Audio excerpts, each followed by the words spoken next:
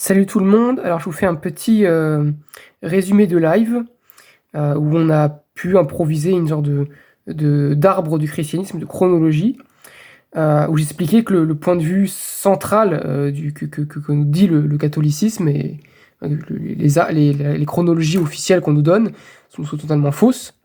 Il suffit de prendre Walter Bauer pour nous montrer déjà que c'est faux, même si à l'époque il ne proposait pas d'arbre, et c'est pour ça que moi j'ai proposé d'essayer d'en faire un, où il n'y a que deux courants principaux, le courant judéo-chrétien et pagano-chrétien.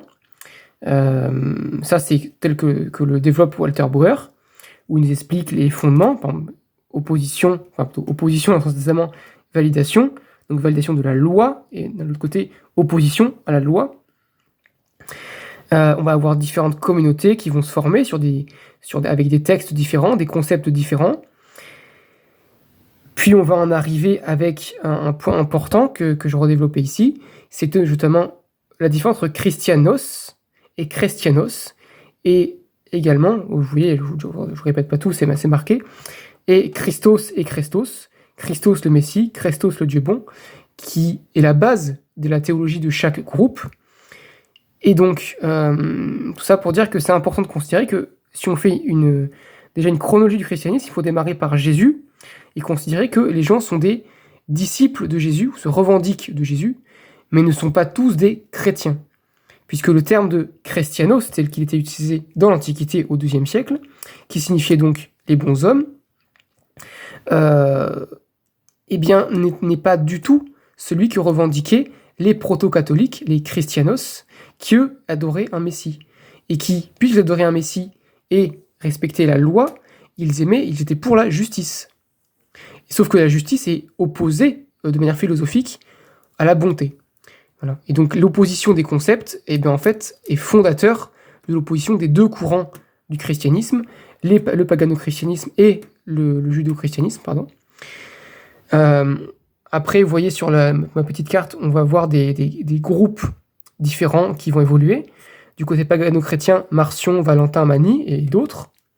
Et du côté judéo-chrétien, Bardezan, Montand, et là j'ai cité pas Luth, mais j'aurais pu citer justement Ignace d'Antioche et d'autres gens à la même époque. Parce que par exemple Walter Bauer, comme je l'ai peut-être déjà dit une fois, Walter Bauer nous explique qu'à Édesse, au IIe siècle, les gens qui étaient majoritaires, c'était Marcion, Mani et Bardezan.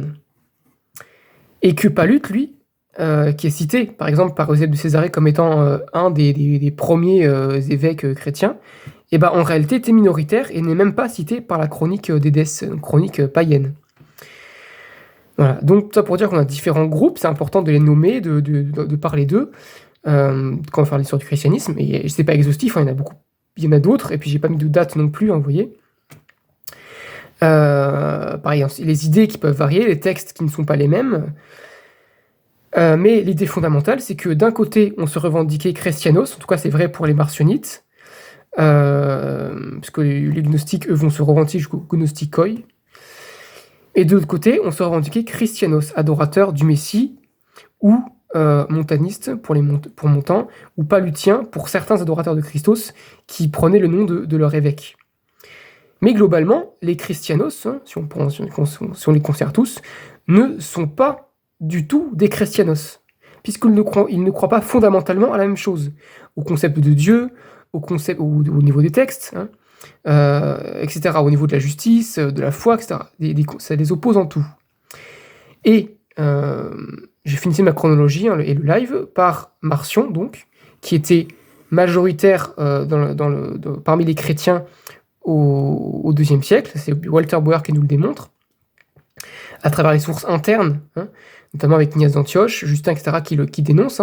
Il y a aussi Tertullien, etc., et les sources externes, notamment les païens comme Cels, qui nous le démontrent. Bref, en 144, c'est Marcion qui fonde la première église chrétienne, avec un canon, l'Evangélicon, qui est en fait l'évangile de Luc, l'Apostolicon, qui est un recueil de 10 épîtres de Paul, et ses antithèses. Ça, c'était le canon de l'église marcionite, fondée en 144. Tandis que, vous l'aurez compris, l'église catholique, qui n'est donc pas la première église chrétienne, n'est fondée, elle, qu'en 325, par Constantin. Et il y avait un canon de Muratori, j'ai pas remarqué la date ici, un canon de Muratori qui est le premier canon judéo-chrétien, mais qui est beaucoup plus tardif par rapport au canon de Marcion. Voilà. C'est pour aujourd'hui, merci.